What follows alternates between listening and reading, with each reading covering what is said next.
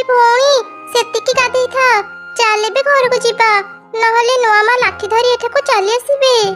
ଦିଦି ଆଉ ଟିକେ ଗାଧେଇବାକୁ ଦେ ନା, ଘରକୁ ଗଲେ ତ ସବୁ କାମ କରିବାକୁ ପଡିବ। ହଁ ତୁ ଠିକ କହିଛୁ, ବେଳେ ବେଳେ ନା ମୋର ମା କଥା ଭାରି ମନେ ପଡେ। ମା ଯିବା ପରେ ବାପା ଆମର ଭଲ ପାଇ ଆଉ ଥରେ ବାହା ହେଲେ, ହେଲେ ନୂଆ ମା ଘରକୁ ଆସିଲା ପରେ ଆମ ଜୀବନ ଭଲ ହେବା ଅପେକ୍ଷା ଆହୁରି ଖରାପ ହେଇଗଲା। ମୁଁ ତ ବଡ, ମୁଁ ତାଙ୍କ ଅତ୍ୟାଚାର ସହି ଯାଉଛି, ହେଲେ ତୁ ତ ବହୁତ ସାନ, ତୋ ପାଇଁ କଣ ତାଙ୍କ ମନରେ ଟିକେ ବି ଦୟା ନାହିଁ? ସେ ତୋ ଉପରେ କାହିଁକି ଏତେ ଅତ୍ୟାଚାର କରନ୍ତି? ମନ ଦୁଃଖ କରନି ଦିଦି, ନୂଆ ମା ଦିନେ ଦିନେ ନିଜ ଭୁଲ ବୁଝିପାରିବେ। ଚାଲ ଏବେ ଘରକୁ ଯିବା। ପିଙ୍କି ଆଉ ଗୁଡି ଥିଲେ ଦୁଇ ଭଉଣୀ। ତାଙ୍କ ମାର ମୃତ୍ୟୁ ପରେ ଦୁଇ ଝିଅଙ୍କର ଦେଖାଶୁଣା କରିବା ପାଇଁ ତାଙ୍କ ବାପା ଆଉ ଥରେ ବାହା ହେଲା, ହେଲେ ତାଙ୍କ ସାବତ ମା ମିନୁ ତାଙ୍କର ଯତ୍ନ ନେବା ବଦଳରେ ଓଲଟା ଦୁଇ ଭଉଣୀଙ୍କ ଉପରେ ଅନେକ ଅତ୍ୟାଚାର କରୁଥିଲା। ପିଙ୍କି ଆଉ ଗୁଡି ଯୋଉ ନଦୀରେ ଗାଧଉଥିଲେ, ସେ ନଦୀରେ ରହୁଥିଲା ଏକ ସୁନ୍ଦର ଜଳପରି। ଏ ଦୁଇ ଝିଅ ପ୍ରତିଦିନ ନଦୀକୁ ଆସି ଗାଧାନ୍ତି ଆଉ ଖେଳନ୍ତି। ଏମାନଙ୍କୁ ଦେଖିଲେ ମତେ ଭାରି ଭଲ ଲାଗେ, ହେଲେ ତାଙ୍କର ଦୁଃଖ କଥା ଶୁଣିଲେ ଭାରି କଷ୍ଟ ବି ହୁଏ। ଯଦି ସମ୍ଭବ ହୁଅନ୍ତା ମୁଁ ତାଙ୍କ ଦୁଃଖ କଷ୍ଟ ଦୂର କରିଦିଅନ୍ତି। କିରେ ଏବେ ସମୟ ମିଳିଲା ଘରକୁ ଆସିବା ପାଇଁ? ରୁହ ଏବେ ତମ କଥା ବୁଝୁଛି। ଡେରି ହେଇଗଲା ତ କଣ ହେଇଗଲା ମା, ଆମେ ତ ଘରର ସବୁ କାମ ସାରି ନଦୀକୁ ଗାଧେଇବା ପାଇଁ ଯାଇଥିଲୁ। କଣ ହେଲା ତୁ ମୋ ମୁହଁ ଉପରେ ଜବାବ ଦେଉଛୁ? ତୁ ଯେତିକି ବଡ ନୁହଁ ସେତିକି ବଡ କଥା କହୁଛୁ। ତମ ମାନଙ୍କ ମା ମଲା ବେଳେ ତମେ ମାନେ ବି ମରିଗଲନି, ବଞ୍ଚି ରହି ମୋ ମୁଣ୍ଡ ଖାଉଛ। ରହ ଏବେ ତ କଥା କହିବା ଛଡଉଛି। ମା ମୋ ସାନ ଭଉଣୀକୁ ଆଉ ମାରନି, ତାକୁ କଷ୍ଟ ହେଉଥିବ। ସାନ ଭଉଣୀ ପାଇଁ ଯଦି ତାର ଏତେ ଦୟା, ଏଇ ବାଲ୍ଟିରେ କିଛି ଲୁଗା ଅଛି, ଯା ଶୀଘ୍ର ନଦୀରୁ ଧୋଇ ଆଣିବୁ। ହେଲେ ମା ଏବେ ଦିଦି ନଦୀରୁ ଗାଧେଇକି ଆସିଛନ୍ତି, ଆଉ ଥରେ ପାଣିରେ ଭିଜିଲେ ତାଙ୍କ ଦେହ ଖରାପ ହେଇଯିବ। ସେଥିରେ ମୋର କିଛି ଯାଏସ ନାହିଁ, ଶୀଘ୍ର କାମ କର, ନହେଲେ ଆଜି ଖାଇବା ମିଳିବନି। ବଡ ଭଉଣୀ ପିଙ୍କି କାନ୍ଦି କାନ୍ଦି ପୁଣି ଥରେ ଲୁଗା ବାଲ୍ଟି ଧରି ନଦୀକୁ ଗଲା। ମା ଆଜି ତୋ କଥା ମୋର ଭାରି ମନେ ପଡୁଛି, ତୁ ଆମକୁ କାହିଁକି ଛାଡି ଚାଲିଗଲୁ? ପିଙ୍କିର କାନ୍ଦ ଶୁଣି ନଦୀ ଭିତରେ ଶୋଇଥିବା ଜଳପରୀର ନିଦ ଭାଙ୍ଗିଗଲା। କିଏ ଏମିତି କାନ୍ଦୁଛି, ଯାଏ ଦେଖି ଆସେ। ଜଳପରୀ ଉପରକୁ ଆସି ଦେଖିଲା ପିଙ୍କି କାନ୍ଦୁଛି। ଜଳପରୀ ମନରେ ଦୟା ଆସିଲା। ଏ କଣ, ଏ ଝିଅଟା ପୁଣି କାନ୍ଦୁଛି? ହେ ଭଗବାନ, କାହିଁକି ତାଠୁ ତା ମା ଛଡେଇକି ନେଇଗଲ? ମୁଁ ୟାର କଷ୍ଟ ଆଉ ଦେଖିପାରିବିନି, ମତେ କିଛି କରିବାକୁ ହେବ। ହଁ ବୁଝିଗଲି, ଏବେ ମୁଁ କଣ କରିବି? ଏମିତି କହି ଜଳପରୀ ତା ଯାଦୁ ଶକ୍ତିରେ ଏକ ସୁନାର ହାର ପିଙ୍କିର ବାଲ୍ଟି ଭିତରେ ରଖିଦେଲା। ଏ ହାର ଉପରେ ମୁଁ ଅଭିଶାପ ଦେଉଛି, ଏ ହାର ୟାଙ୍କ ସାବତ ମା ପିନ୍ଧିଲେ ସେ ଆକାରରେ ବହୁତ ଛୋଟ ହେଇଯିବ।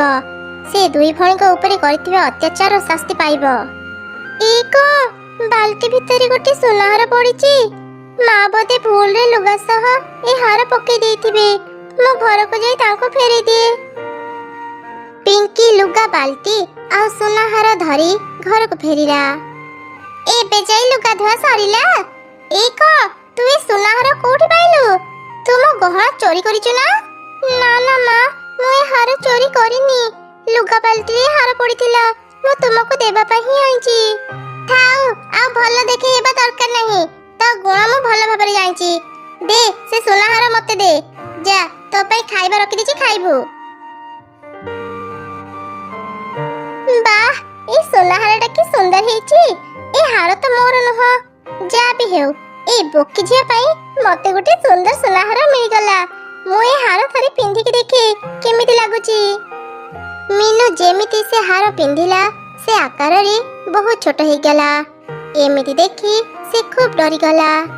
ଆରେ ମୋ ସହ ଏସବୁ କଣ ହେଉଛି? ବଞ୍ଚାଅ, ମତେ କେହି ବଞ୍ଚାଅ, କିଏ କୋଉଠି ଅଛ, ମତେ ସାହାଯ୍ୟ କର। ମିନୁ ଯେତେ ଚିତ୍କାର କଲେ ବି ତା କଥା କେହି ଶୁଣି ପାରିଲେନି। ସେ ମନ ଦୁଃଖରେ କାନ୍ଦିଲା। ସେ ପିଙ୍କି ଆଉ ଗୁଡି ପାଖକୁ ଗଲା। ଆରେ ଗୁଡି, ନୂଆ ମା କୁଆଡେ ଗଲେ ଜାଣିଛୁ କି? ରୋଷେଇ କରିବା ସମୟ ହେଇଗଲାଣି, ମା ତ ଏ ଯାଏଁ କାମ କରିବାକୁ ଡାକୁନାହାନ୍ତି। ଏପଟେ ଏପଟେ ତଳକୁ ଦେଖ, ମୁଁ ଏଇଠି ଅଛି। ଭଲ ହେଇଛି ଦିଦି, ନୂଆ ମା ଘରେ ନାହାନ୍ତି, ଏଇ ସୁଯୋଗରେ ଚାଲ ଟିକେ ଆରାମ କରିବା। ଶୈତାନ ଦଳ ରୁହ, ମୁଁ ଖାଲି ଥରେ ଆଗ ଭଳି ହେଇଯାଏ ତମମାନଙ୍କୁ ଆରାମ କରିବା ଛଡଉଛି। ଆରେ ଭଉଣୀ ଏମିତି କହନି, ରାତିରେ ଯଦି ରୋଷେଇ କରିବାନି ଆମେ ଖାଇବା କଣ? ବହୁତ ଆରାମ ହେଇଗଲା, ଚାଲ ଏବେ ରୋଷେଇ କରିବା। ଓହୋ ଦିଦି, ତୁ ବି ମତେ ଶାନ୍ତିରେ ଟିକେ ଆରାମ କରିବାକୁ ଦେବୁନି, ସବୁବେଳେ ଖାଲି କାମ କାମ। ଏମିତି କଥା ହେଇ ଦୁଇ ଭଉଣୀ ରୋଷେଇ ଘରକୁ ଗଲେ। କିଛି ସମୟ ପରେ ତାଙ୍କ ବାପା ରାଜୁ ଘରକୁ ଆସିଲା। ଏଇ ତ ମୋ ସ୍ୱାମୀ ଘରକୁ ଆସିଲେ, ଏବେ ସେ ମତେ ନିଶ୍ଚୟ ଦେଖିପାରିବେ। ଆରେ ଶୁଣୁଛ, ଟିକେ ତଳକୁ ଦେଖ, ମୁଁ ଏଇଠି ଅଛି, ମୋ କଥା ଟିକେ ଶୁଣ। अरे माँ गुड्डी कुआडे गलु मो कथा टिके सुनिलु मो पई गोटे ग्लास पानी आन तो। हाँ हाँ बापा, ମୁଁ ଏବେ ପାଣି ନେଇ ଆସୁଛି। अरे तो नुआ माँ कोन आजी घरे नाही, से तो आजी देखा जाउनी। ମା କୁଆଡେ ଯାଇଛନ୍ତି ଆମେ ଜାଣିନୁ ବାପା, ଆମେ ବି ମାକୁ ପାଉନୁ। भल हेइची तो नुआ माँ घरे नाही, नहले एबे तम दुई भौणी को विरुद्ध रे कही कही मो कान खराब करि सानतानी। बहुत दिन परे टिके शांति रे आराम करिबी। ଶେଷରେ ମୋ ସ୍ୱାମୀ ପାଖରୁ ଏଇଆ ଶୁଣିବାକୁ ବାକି ଥିଲା। ଲାଗୁଛି ଏ ଘରେ ମତେ କେହି ବି ଭଲ ପାଆନ୍ତିନି। ଯାଇ ଦେଖେ ଏ ଦୁଇ ଭଉଣୀ ରୋଷେଇ ଘରେ କଣ କରୁଛନ୍ତି। ତାପରେ ମୁନି ରୋଷେଇ ଘରକୁ ଗଲା। ଦୁଇ ଭଉଣୀ ତା ବିଷୟରେ ହିଁ କଥା ହେଉଥିଲେ। ନୂଆମା କେବେ ବି କିଛି ନ କହି ବାହାରକୁ ଯାଆନ୍ତିନି। ମତେ ଭାରି ଚିନ୍ତା ଲାଗୁଛି, ତାଙ୍କର କିଛି ହେଇନି ତ। ଦିଦି କାଇଁ ଚିନ୍ତା କରୁଛୁ? ଭଲ ହେଇଛି ନୂଆମା ଘରେ ନାହାନ୍ତି, ଘରଟା କେତେ ଶାନ୍ତି ଅଛି ଦେଖେ। ନା ଭଉଣୀ, ନୂଆମା ବିଷୟରେ ଏମିତି କହନି। ସେ ଆମ ଉପରେ ଯେତେ ଅତ୍ୟାଚାର କଲେ ବି ଖାଇବାରେ କେବେ ବି ଅବହେଳା କରିନାହାନ୍ତି। ମା ଯିବା ପରେ ସେ ହିଁ ଘରକୁ ସମ୍ଭାଳୁଛନ୍ତି। ହଁ ଦିଦି, ତୁ ଠିକ କହିଲୁ। ଏପର୍ଯ୍ୟନ୍ତ ତ ମତେ ବି ଭଲ ଲାଗୁଥିଲା, ହେଲେ ଏବେ ମୋର ମା କଥା ମନେ ପଡୁଛି।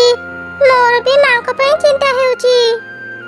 ଏ ଦୁଇ ଭଉଣୀଙ୍କ ଉପରେ ମୁଁ କେତେ ଅତ୍ୟାଚାର କରିଛି, ମତେ ଘରେ ନ ଦେଖି ଏମାନେ ମୋ ପାଇଁ ଏତେ ଚିନ୍ତା କରୁଛନ୍ତି।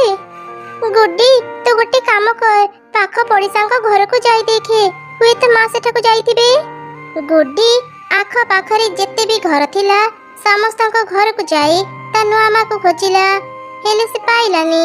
ମନ ଦୁଃଖରେ ସେ ଘରକୁ ଫେରି ଆସିଲା। ବାପା, ଆମେ ଆଖପାଖ ସମସ୍ତଙ୍କ ଘରକୁ ଯାଇ ମାକୁ ଖୋଜିଲୁ, ହେଲେ କୋଉଠି ବି ପାଇଲୁନି। ଆମକୁ ମା ପାଇଁ ଭାରି ଡର ଲାଗୁଛି ବାପା। माँ को नहीं काई चिंता करूच, तार किछि भी हे नथिबो। जाओ तमे दुई जण खाई देई सोई पड़िबो, तम माँ जेते बेले घर को फेरिबा कथा से फेरिबो। मु भी जाए खाई देई टिके आराम करे, तम माँ घर को फेरिले मते आउ आराम करबाकू देबनी। ନାଇଁ ବାପା, ମାଙ୍କ ବିଷୟରେ ଏମିତି କୁହନି। ସେ ଆମକୁ ଯେତେ ରାଗିଲେ ବି ପୁରା ଘରକୁ ସେ ହିଁ ସମ୍ଭାଳୁଛନ୍ତି। ମା ବିନା ଆଜି ମତେ ଖାଇବାକୁ ବି ଇଚ୍ଛା ହେଉନି। ହଁ ଦିଦି, ମା ବିନା ଘରଟା ଆଜି ଭାରି ଖାଲି ଖାଲି ଲାଗୁଛି। ମତେ ବି ଆଜି ଭୋକ ଲାଗୁନି। ସେମାନଙ୍କର ସବୁ କଥା ଛୋଟ ମିନୁ ଘର ଗୋଟେ କୋଣରେ ଛିଡ଼ା ହେଇ ଶୁଣୁଥିଲା। ସମସ୍ତଙ୍କ କଥା ଶୁଣି ସେ ବହୁତ କାନ୍ଦୁଥିଲା। ଏ ଦୁଇ ଝିଅ ମତେ ଏତେ ଭଲ ପାଆନ୍ତି, ହେଲେ ମୁଁ ତାଙ୍କୁ ସ୍ନେହ ଆଦର ନ ଦେଇ ତାଙ୍କ ଉପରେ ଅତ୍ୟାଚାର କରୁଥିଲି।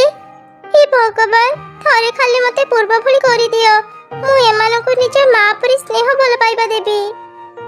ମିନୁ ନିଜ ଭୁଲ ବୁଝିପାରି ଅନେକ କାନ୍ଦିଲା, ହେଲେ ତାର କାନ୍ଦ କେହି ବି ଶୁଣି ପାରିଲେନି। ଦେଖୁ ଦେଖୁ ସକାଳ ହେଇଗଲା। ଦୁଇ ଭଉଣୀ ନୂଆ ମାର ଫେରିବା ବାଟକୁ ଅନେଇଥିଲେ।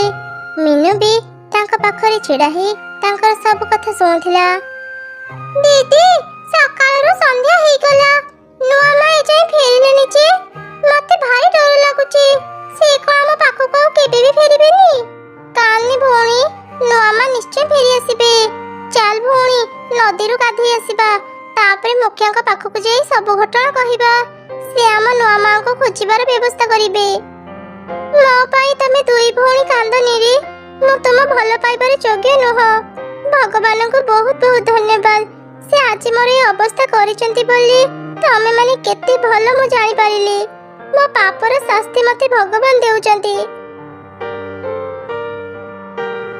କାଲି ନଦୀରୁ ଗଲା ପରେ ଶେଷ ଥର ପାଇଁ ମୁଁ ନୂଆ ମାଙ୍କୁ ଦେଖିଥିଲି, ତାପରେ ସେ କୁଆଡେ ଚାଲିଗଲେ କେଜାଣି। ହେ ଭଗବାନ, ଆମକୁ ଆମ ନୂଆ ମା ଫେରେଇ ଦିଅ। ଏ କଣ ଦିଦି, ତୁ ମତେ ବୁଝେଇ ନିଜେ କାନ୍ଦୁଛୁ? ତୁ ଜମା ବି କାନ୍ଦନି, ନୂଆ ମା ଘରକୁ ଫେରି ଆସିବେ। ମୁଁ ନ କାନ୍ଦି ରହିପାରୁନି ରେ ଭଉଣୀ। ଗୋଟେ ମାକୁ ହରେଇଛି, ଆଉ ଗୋଟେ ମାକୁ ମୁଁ ହରେଇବାକୁ ଚାହୁଁନି। ଦୁଇ ଭଉଣୀ ନଦୀ କୂଳରେ ବସି କାନ୍ଦିଲେ। ତାଙ୍କ କାନ୍ଦ ଶୁଣି ଜଳପରି ଉପରକୁ ଉଠି ଆସିଲା। ଏ କଣ ଏମାନେ ପୁଣି କାନ୍ଦୁଛନ୍ତି? ଯୋଉ ମା ୟାଙ୍କ ଉପରେ ଏତେ ଅତ୍ୟାଚାର କରୁଥିଲା, ସେଇ ମାକୁ ଫେରି ପାଇବା ପାଇଁ ଏମାନେ କେତେ କାନ୍ଦୁଛନ୍ତି। ଏମିତି ଝିଅ ତ ଭାଗ୍ୟରେ ଥିଲେ ମିଳେ। ଠିକ ଅଛି, ତେବେ ମୁଁ ମୋ ଅଭିଶାପ ଫେରେଇ ନେଉଛି। ୟାଙ୍କ ନୂଆ ମା ପୂର୍ବ ଭଳି ହେଇଯାଉ। ଏମିତି କହି ଜଳପରି ଯାଦୁ କଲା। ମିନୁ ପୁଣି ଥରେ ପୂର୍ବ ଭଳି ହେଇଗଲା। ଏ କଣ ମୁଁ ପୂର୍ବ ଭଳି ବଡ ହେଇଗଲି? ହେ ଭଗବାନ, ମୋ ଡାକ ଶୁଣିଲ। ମୁଁ ମୋର ସବୁ ଭୁଲ ବୁଝିପାରିଛି। ମୁଁ ଆଉ କେବେ ବି ସେ ଦୁଇ ଛୁଆଙ୍କ ଉପରେ ଅତ୍ୟାଚାର କରିବିନି। ମିନୁ ଖୁସି ହେଇ ନିଜକୁ ଦେଖୁଥିଲା। ଠିକ ସେହି ସମୟରେ ଦୁଇ ଭଉଣୀ ଘରକୁ ଆସିଲେ। ଦିଦି, ଦେଖ ଦେଖ, ନୂଆ ମା ଘରକୁ ଫେରି ଆସିଛନ୍ତି। ମା, ତୁମେ ଫେରି ଆସିଲ? ହଁ ମୋ ଧନ, ମୁଁ ଘରକୁ ଫେରି ଆସିଛି। ମୁଁ ଆଉ କେବେ ବି ତମମାନଙ୍କୁ ଛାଡି କୁଆଡେ ବି ଯିବିନି। ହଠାତ୍ ମିନୁର ଏପରି ପରିବର୍ତ୍ତନ ଦେଖି ମୁନ୍ନି ଆଉ ଗୁଡି ଆଶ୍ଚର୍ଯ୍ୟ ହେଇ ତାକୁ ଦେଖୁଥିଲେ। ଏ କଣ ମା, ତୁମେ ଆମକୁ ଧରିଛ ଯେ? ତୁମେ ତ କୁହ ଆମ ଦେହରୁ ଦୁର୍ଗନ୍ଧ ବାହାରେ। ତୁମ ପାଖକୁ ଯିବା ପାଇଁ ଆମକୁ ମନା କର। ନା ରେ ମା, ସେସବୁ ମୋର ଭୁଲ ଥିଲା। ଆଜି ମୋର ଆଖି ଖୋଲିଗଲା। ତମେ ଦୁଇ ଜଣ ମତେ କ୍ଷମା କରିଦିଅ। ମୁଁ ଆଉ କେବେ ବି ତମମାନଙ୍କ ଉପରେ ଅତ୍ୟାଚାର କରିବିନି। ନିଜ ମା ପରି ତୁମମାନଙ୍କୁ ଭଲ ପାଇବି। ଆସ, ମୋ ପାଖକୁ ଆସ। ନୂଆ ମାର ଏପରି କଥା ଶୁଣି ଦୁଇ ଭଉଣୀ ବହୁତ ଖୁସି ହେଇଗଲେ। ଏସବୁ ତାଙ୍କ ବାପା ବି ଦେଖୁଥିଲା। ମିନୁର ଏପରି ପରିବର୍ତ୍ତନ ଦେଖି ସେ ବି ଖୁସି ହେଇଗଲା। ସେବେଠାରୁ